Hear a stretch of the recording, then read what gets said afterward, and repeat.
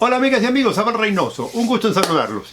Estamos hablando de su seguridad y estamos hablando de cómo nos podemos defender con cosas muy simples, muy burdas, muy comunes que todos tenemos al alcance. Y les vuelvo a repetir para la audiencia que a lo mejor nunca nos ha sintonizado, nos ha visto y nos ha escuchado.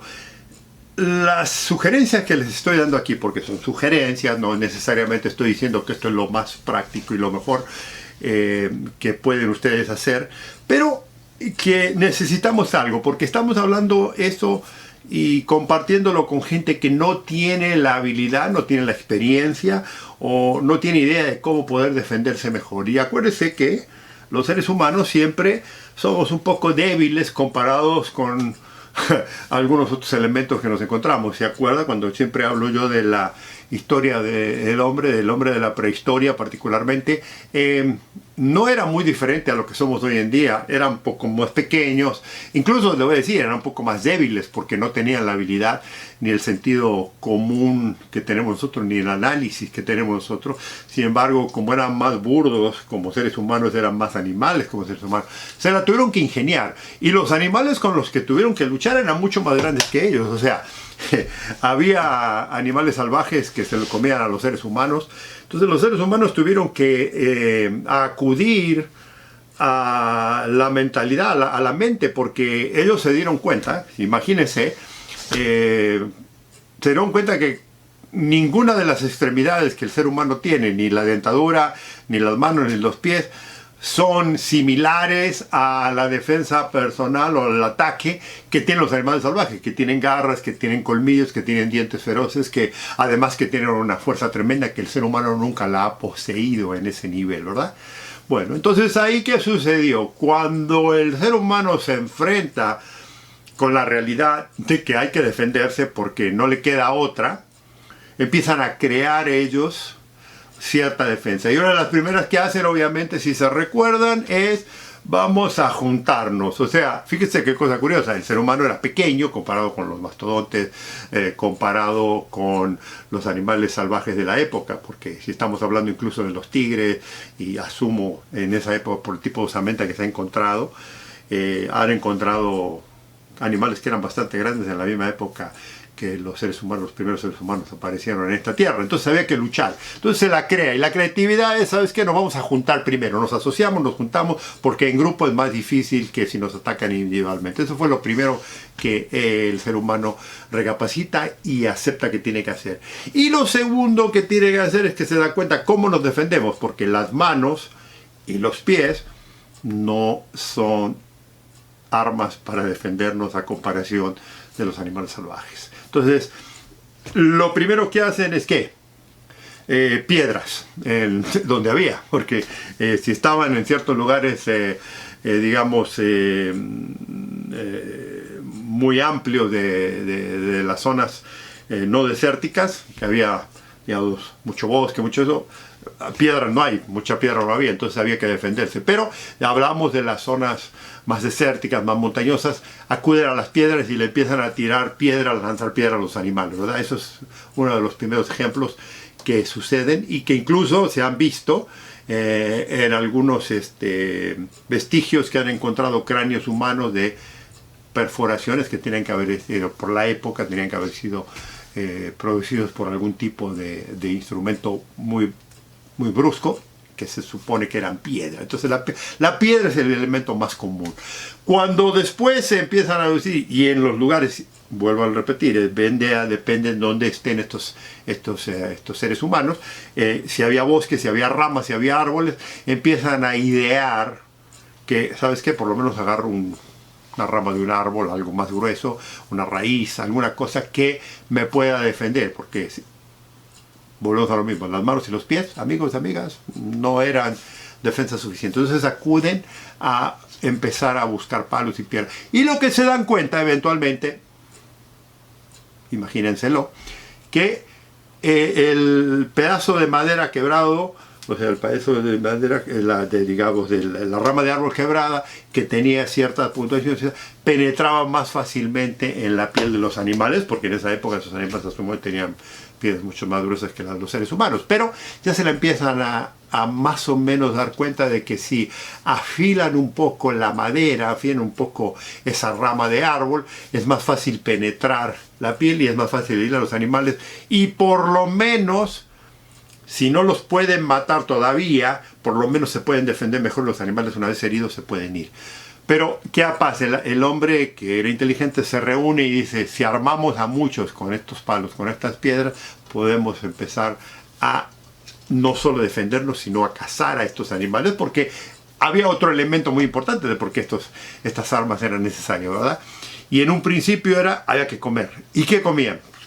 Comían plantas, pero también empezaban a ver que a veces no había planta suficiente. Como yo le digo, si estaban en zonas desérticas no había planta. Entonces había que buscárselas. Y comer animales era la otra esencia, o sea, los carnívoros originales. Entonces había que matarlos, había que cazarlos. Y eran animales salvajes, ¿de acuerdo? Garras, colmillos, dientes, fuerza, era muy... Entonces las piedras y las ramas de árbol y los palos empiezan a tomar un efecto muy interesante de darle vuelta al animal. ¿Por qué? ¿Qué pasa? A diferencia del animal, el ser humano piensa. Y le digo, cuando lo rodean, cuando se empiezan a ver cómo los animales actúan, el ser humano empieza a aplicar esta habilidad ya de que habían hecho para defenderse, para atacar ahora.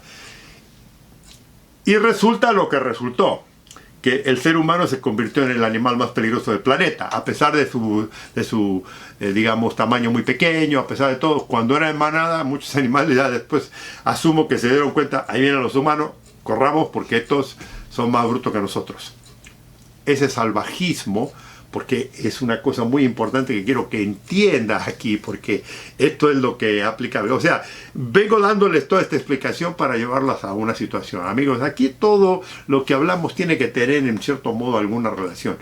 El ser humano en la prehistoria se tuvo que ingeniar cómo defenderse y cómo atacar a los hombres y luego cómo sobrevivir. Pero una cosa que sí se dio cuenta, y esto quiero que lo tengan en concepto cuando hablemos de defendernos, porque hay algunos individuos, personas, que van a pensar que oh, esto es muy agresivo, yo jamás haría esto y todo. Pero lo tiene usted que pensar. Cuando alguien lo ataca, y le estoy hablando de un ataque ya agresivo en serio, no estoy hablando de tonterías, de que me empuja, de que me grita, estoy hablando de un ataque personal en serio. Usted se tiene que defender.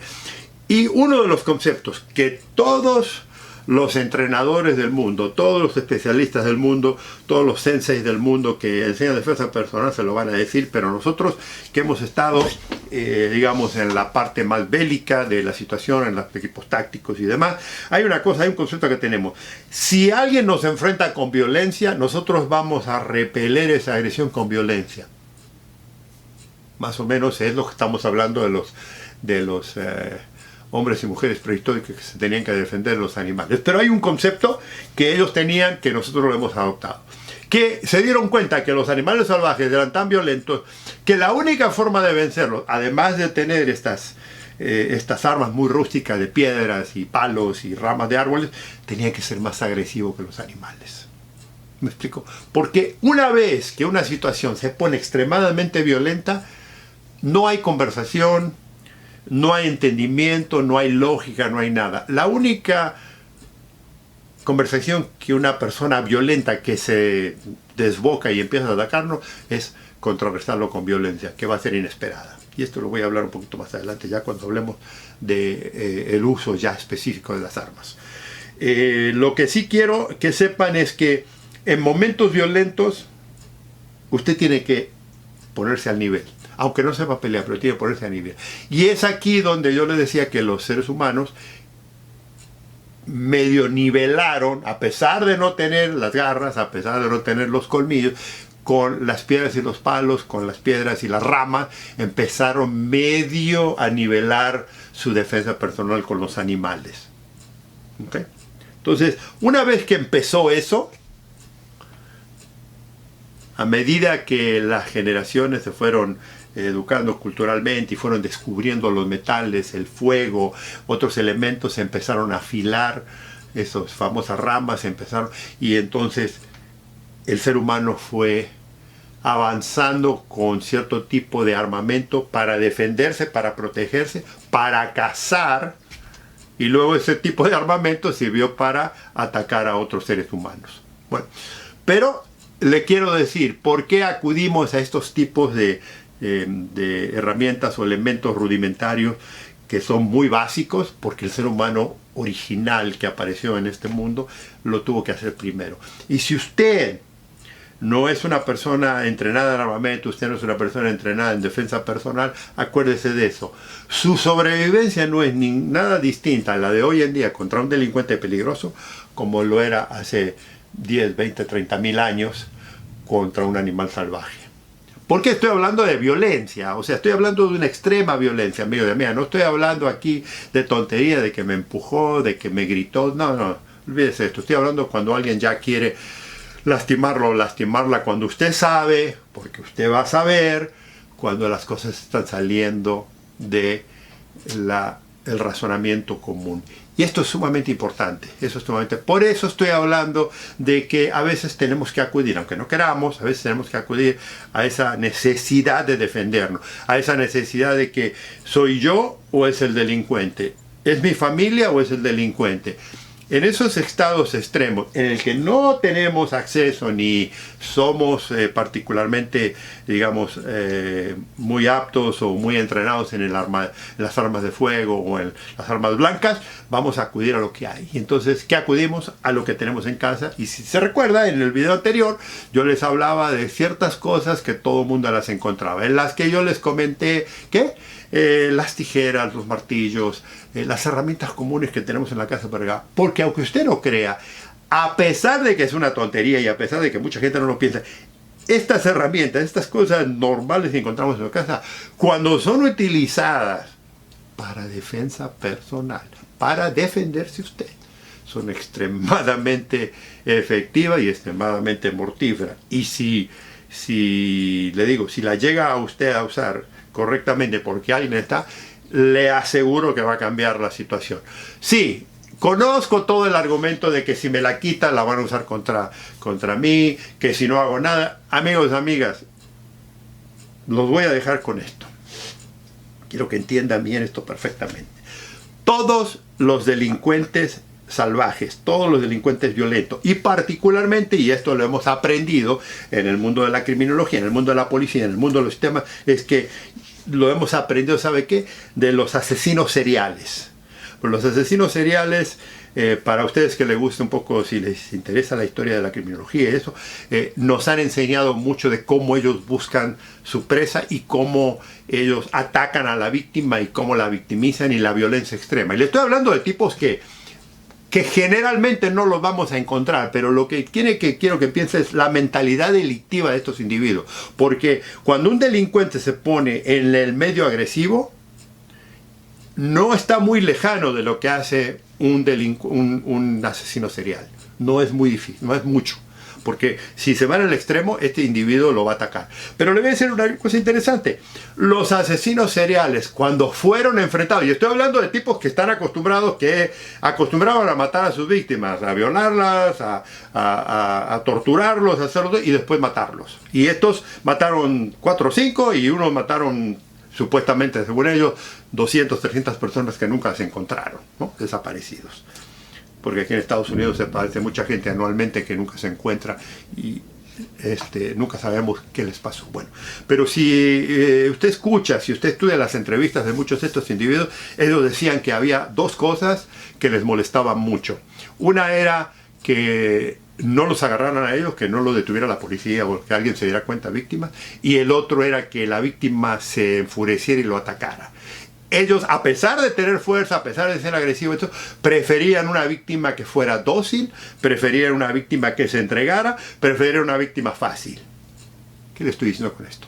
Según las estadísticas, según los estudios, según eso, si usted reacciona violentamente cuando alguien le quiere hacer daño, la posibilidad de que usted salga triunfante de eso, o por lo menos sobreviva, es muchísimo más grande que si usted se rinde.